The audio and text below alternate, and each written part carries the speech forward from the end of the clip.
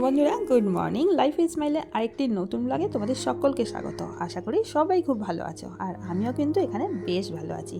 সকালবেলা কিছুক্ষণ আগে ঘুম থেকে উঠে হাত মুখ ধুয়ে চলে এসেছি। এখন দরজার পর্দাগুলো খুলে দিচ্ছি। এতদিন পর্যন্ত এই ডিউটিটা সকালবেলা কিন্তু হচ্ছিল না, একটু বেলা করে দরজাগুলো করছিলাম, কারণ ঠান্ডার হাওয়াগুলো ঢুকতো আর বেশ ঠান্ডা লাগতো।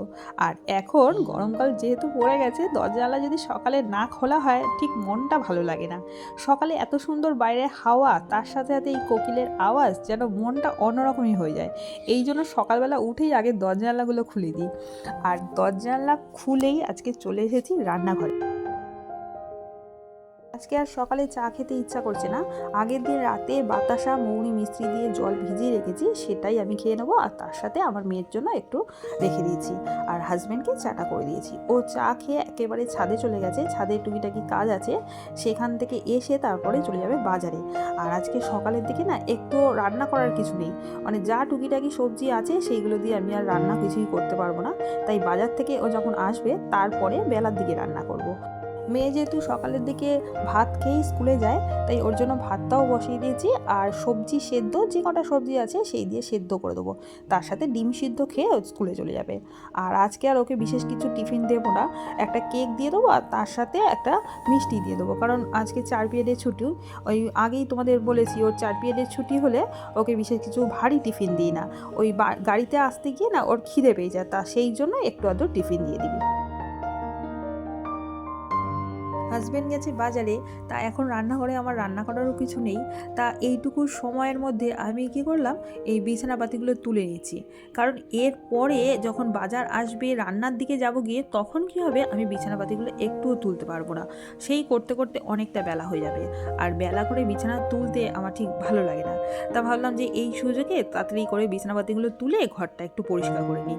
যদিও ঘর ঝাড়া মোছা সেগুলো কিছুই করতে পারবো না, শুধু এই বিছানাটা তুলে ফার্নিচারগুলো একটু ভালো করে মুছে নিচ্ছি।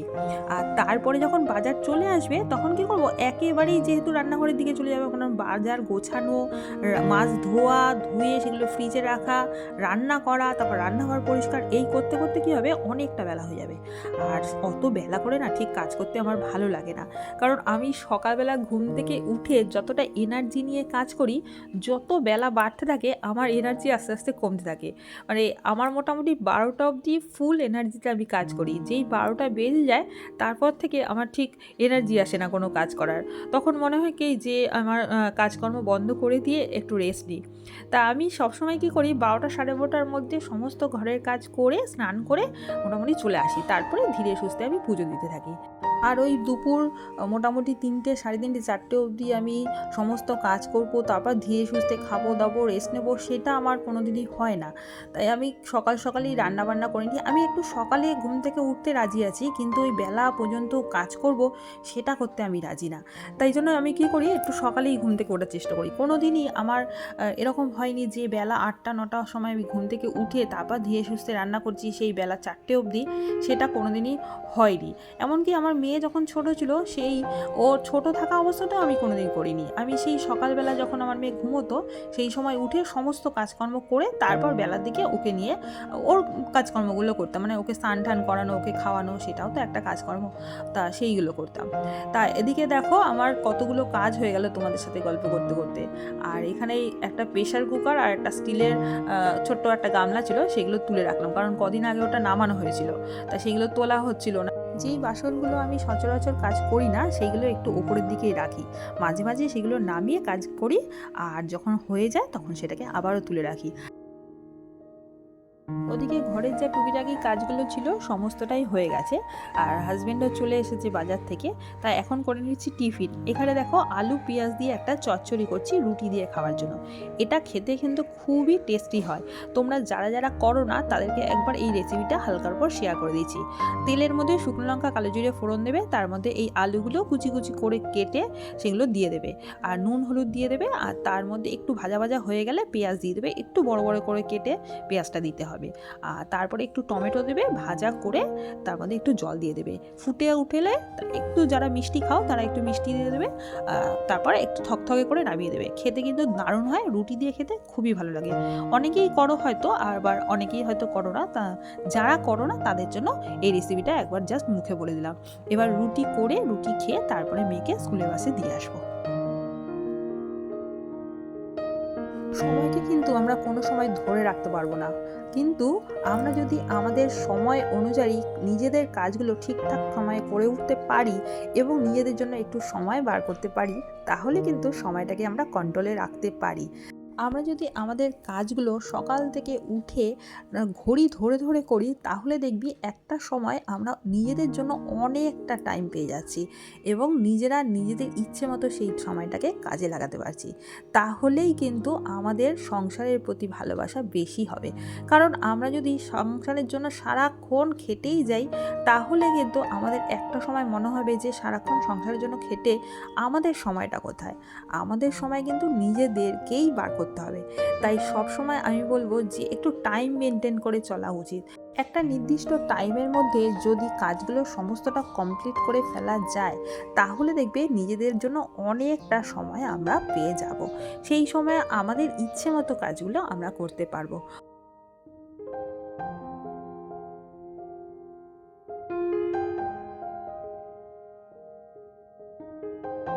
ওদিকে আমার বাজার গোছানো হয়ে গেছে, তার সাথে সাথে রান্নাটাও করে নিয়েছি। আজকে আর তোমাদের সাথে রান্নাটা শেয়ার করতে পারলাম না, কারণ কদিন ধরে না আমাদের বাড়িতে খুব কারেন্ট যাচ্ছে। আর এই রান্না করার সময় দেখলাম কারেন্ট চলে গেছে, প্রায় 1 ঘন্টা কারেন্ট ছিল না। তা তোমাদের সাথে রান্নাটা শেয়ার করে নিয়ে তো কী হয়েছে, কী কী রান্না করেছি সেটা চলো তোমাদের সাথে শেয়ার করে দিই। এখানে করেছি মসুর ডাল, তার সাথে সাথে ঝিঙে আলু পোস্ত, আর এখানে দেখো নিম বেগুন করেছি। আমি তোমাদের আগেও বলেছি যে আমাদের বাড়িতে প্রচুর পরিমাণে এখন নিম বেগুন খাওয়া হয়, আর তার সাথে বাটা মাছের ঝোল আলু দিয়ে শুধু, আর একটু ধনেপাতাও দিয়েছি। স্নান করে চলে এসেছি একেবারে ছাদে জামা কাপড় মেলতে। আর এই সময় দেখো আকাশটা কীরকম অন্ধকার হয়ে এসছে, তবুও আমি জামা কাপড়গুলো ছাদে দিয়ে দিয়েছি, কারণ বারান্দায় যদি দিই না তাহলে একেবারেই শোকাবে না, আর জলগুলো পুরো বারান্দার মধ্যেই ঝরে পড়বে। তার থেকে কিছুক্ষণ ধরে ছাদে থাকলে কি জলটাও ঝরে যাবে, আর হাওয়াতে হাওয়াতে জামা কাপড়গুলো শুকিয়েও যাবে। আর তার সাথে দেখো এখানে আমাদের ছাদের গাছগুলো তোমাদের সাথে একটু দেখিয়ে দিলাম। অনেক দিন ছাদে আসা হয় না, মানে ভিডিওটা আনা হয় না। আমি তো প্রত্যেক দিন ছাদে আসি, কিন্তু ভিডিও দিয়ে ছাদটাকে দেখানো হয় না। ওদিকে মাটিগুলো দেখো পড়েই রয়েছে, কারণ এখানে গাছের জন্য আমাদের মাটি দরকার হয়। আর এই যে গাছটা তোমাদের দেখাচ্ছি, এই গাছটা বেশ অনেকটা বড় হয়েছে, আর সুন্দর ফুলগুলো থোকায় থোকায় হয়েছে, বেশ ভালো লাগে আমার এই গাছটা। আজকে যেহেতু মঙ্গলবার, আমার মেয়ে কী করে আজকের দিনে একটু স্কুল থেকে তাড়াতাড়ি চলে আসে, কারণ ওদের আজকের দিনে হাফ ছুটি হয়। তোমাদের আগেও সেটা বলেছি। তা ও চলে এসেছে, ওকে খাইয়ে আবারও কম্পিউটার ক্লাসে পাঠিয়ে দিয়েছি। তারপরে একেবারে বিকেলে যেটুকু কাজ থাকে, বিকেলে যদি এমন কিছু কাজ থাকে না, এই ঘর ঝাড় দেওয়া আর জামা কাপড় গোছানো এই সব কাজকর্মই থাকে। তা সেইগুলো করে হাত মুখ ধুয়ে একেবারে সন্ধে দিয়ে দেবো। সন্ধে দিয়ে দেখো এখানে টিফিন করতে বসেছি। আজকে করব ভেজ চাউমিন। আজকের এই ভেজ চাউমিনের রেসিপিটা কিন্তু তোমাদের সাথে একদমই শেয়ার করছি না, যদিও ভেজ চাউমিন করতে সবাই পারো। তা বন্ধুরা, আজকের মতো আমি ভিডিওটা এখানেই শেষ করলাম। আর আমার পুরনো এবং নতুন বন্ধুদের জানাই অসংখ্য অসংখ্য ধন্যবাদ। যদি তোমাদের ভিডিওটা কিছু ভালো লেগে থাকে তাহলে প্লিজ একটা লাইক করো, কমেন্ট করো আর সাবস্ক্রাইব করে দিও। আর তোমরা যদি চাও আমার পুরনো ভিডিওগুলোও কিন্তু দেখতে পারো, দেখার পরেই কিন্তু সাবস্ক্রাইব করো। আর যদি ভালো লেগে থাকে তাহলেই সাবস্ক্রাইব করো। তাহলে আজকের মতো ভিডিওটা এখানেই শেষ করলাম। Tata, by.